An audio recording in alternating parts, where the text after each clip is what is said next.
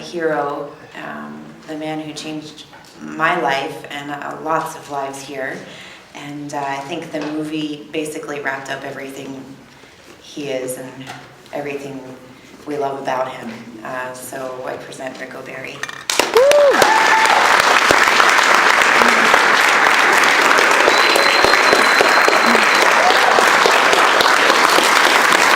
Far away. Thank you so much for coming. Okay, who has a question? Anybody have a question about anything they have seen? What is this? The question. Oh, really? Yeah. Wow, that's the first time we've done this. Yeah, this is good. So the people in the audience, this is their question, right? Yeah, everybody wrote it down. I need a mic there. This one says, how are the efforts going to raise awareness with the Japanese people? With the Japanese people, it's very, very difficult. It's extremely difficult. There's 127 million people in Japan, approximately, who have never seen this movie. We know more about this issue than they do, now that you have seen this. There's a concerted effort to make sure that people in Japan don't see the movie. Do I need that? Yeah, it's hard to hear, Rick. Sorry? It's hard to hear. It's hard to hear? Yeah. Okay, so I'll use this. So the answer is it's very difficult to get the word out in Japan because the media is owned by the government. It's a very, very difficult place. By the way, we like Japan. We like the Japanese people a lot. And the problem you see at the Cove in Taiji is really the work of about 50 men. It's not the Japanese, it's not the people in Taiji. Most people in Taiji are fishermen, fishing families, and they fish for lobsters and crabs and tuna, bonita. They don't kill dolphins. It's a very small minority of people who are doing this, so I really want to make that clear.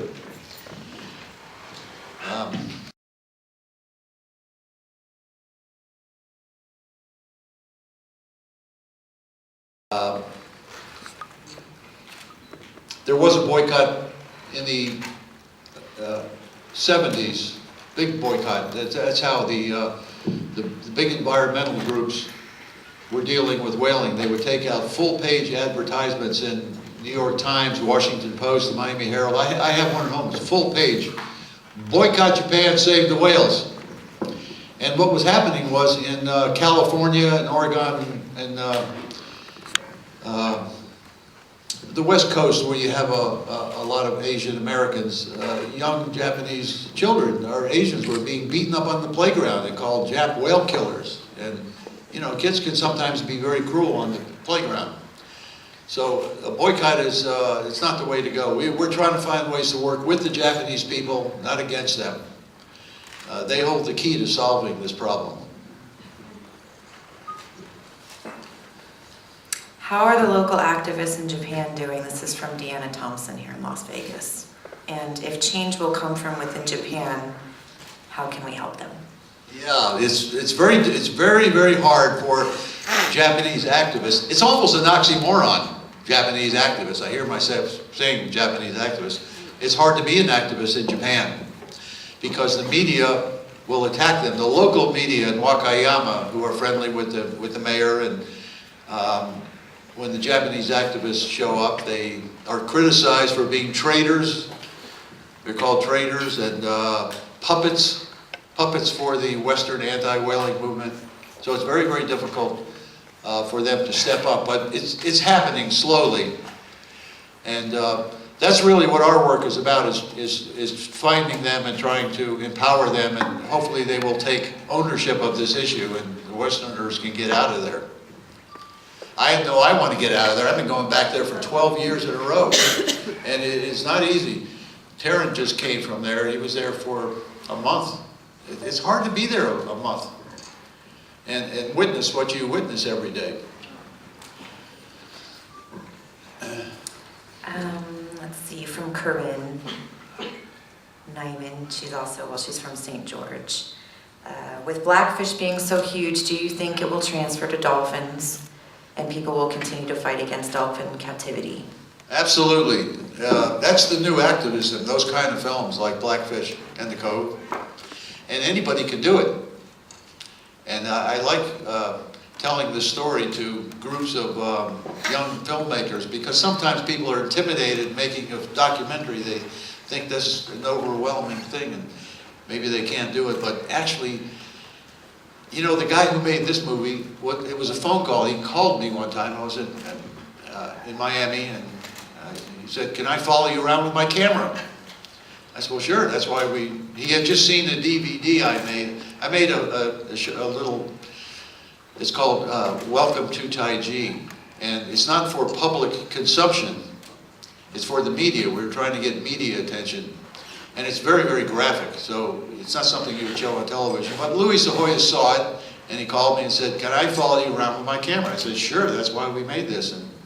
But I'm leaving tomorrow for Taiji, and he said, "Well, I'll meet you there." And he hung up the phone and went out and took a 3-day crash course on how to make a movie. Wow. Never made a movie before, okay? But he surrounded himself with people who knew more than he did. Writers and editors and so forth. And his movie was entered into the Guinness World Book of Records for winning more awards than any documentary in history. And I told the story to my So I told that story to my son, and he went out and made a mini-series called Blood Dolphins, which is based on the Cove. And you can see that, by the way, for free online. I think it may be on our website. It's a 3-part TV series. So did I answer the question? I sometimes stray. Okay. I think so. But you know, we asked people to write questions ahead of time because we weren't sure how many people would be here, Right. you know. But when I asked at the beginning how many people had seen the Cove and how many people hadn't, there was a lot here that have not seen it. Oh. And maybe they didn't get an opportunity to write a question. So if anybody has just seen the movie, does anyone have a question that they want to just A new direct? fresh question. A new It's fresh. not in our bowl, fish bowl. Just Thing I want to say, you are a badass.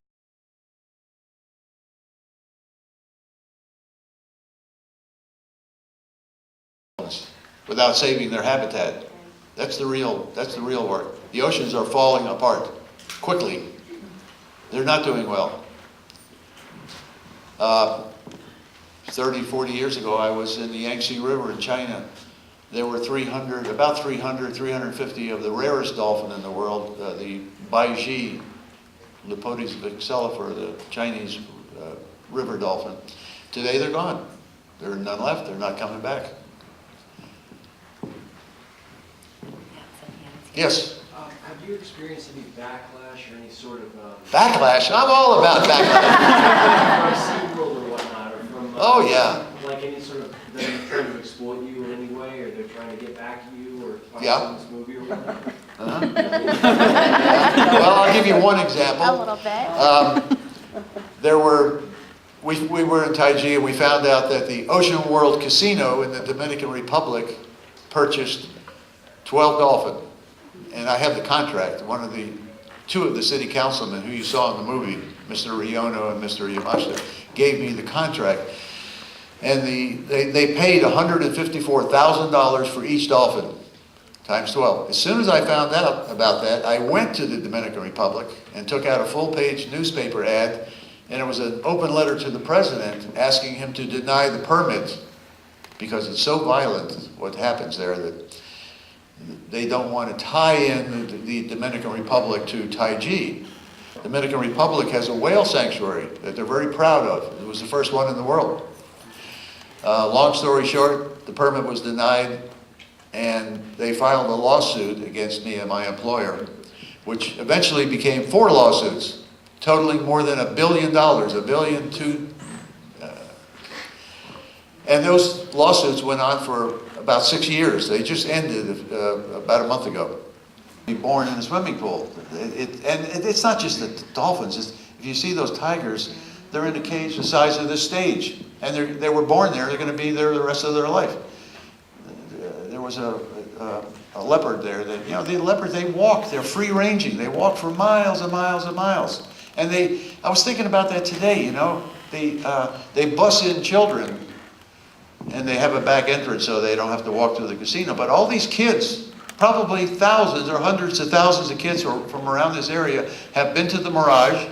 And I wish I could find all of these kids and re-educate them. All of them have been miseducated. They think they actually belong there. They will walk out of there, they'll grow up, and they'll go to a dolphinarium too. They'll bring their kids, and we have to go out and capture more dolphins to meet supply and demand, or breed them in captivity for these people who are amused by dolphins in captivity, who think they belong there. In relation to that, can't we contact the school districts to say that's not acceptable? You could, yeah. That's exactly what, yeah, that's exactly what, Do we need to contact CCSD and all this, you know? yeah, What that, about a letter campaign to Steve Wynn? sorry? What about a letter campaign to Steve Wynn? Well, I don't know if he'll respond to it. He has nothing to do with it anymore. He had it for 10 years. He created the mess and sold it to somebody else. But we're going to do some follow-up and invite him and the MGM people to get involved in this new rehabilitation retirement center, wherever. This is all new, so it's not quite figured out yet. But yeah, they can afford. Steve Wynn is a billionaire with a B, and so is MG. They can afford to do the right thing, to retire them just like the National Aquarium is doing. They can afford to do that. Recently, Caroline Kennedy, the ambassador to Japan, spoke up Yeah. against it, right? Has Obama, I mean, what's our government or politics? What's going on with us trying to change the laws? Well, it's very, very political. It's, you know, we in America, the government is against whaling, but not really. Not really. Under the table, we're making deals with them. Here's the deal. You keep buying our cattle, keep buying our pigs, keep buying all our stuff, and we'll leave you alone on this issue. So Australia does the same thing. They want to keep selling their cattle to Japan so you don't rock the boat. So it's very, very political. The solution is not with the politicians. It's not with the government. Governments protect corporations, not people and other animals. It's up to us, the consumers. We have the power. We're the ones who buy the tickets. And if we stop buying the tickets, they'll go out of business. It's all based on supply and demand. Right now in Taiji, the sale of dolphin meat is dropping dramatically, because the Japanese people are learning that the product is contaminated. It's full of PCBs, mercury, methyl mercury, and Japanese people are more concerned about clean food than we are in the West. If they had any idea that the dolphin meat was contaminated, whale meat, they wouldn't eat it, they wouldn't buy it. And they're learning that, and that's why it's dropping. The same is true with dolphinariums. If people stop buying tickets, the problem will go away. We, the consumers, we have all the power. So she was absolutely right. Tell 5 people, and they'll tell 5 people, and people will stop. If people see the Cove or Blackfish, they probably are going to think twice before they buy a ticket for a dolphin show. And that's the solution. Don't buy a ticket. Yes, sir.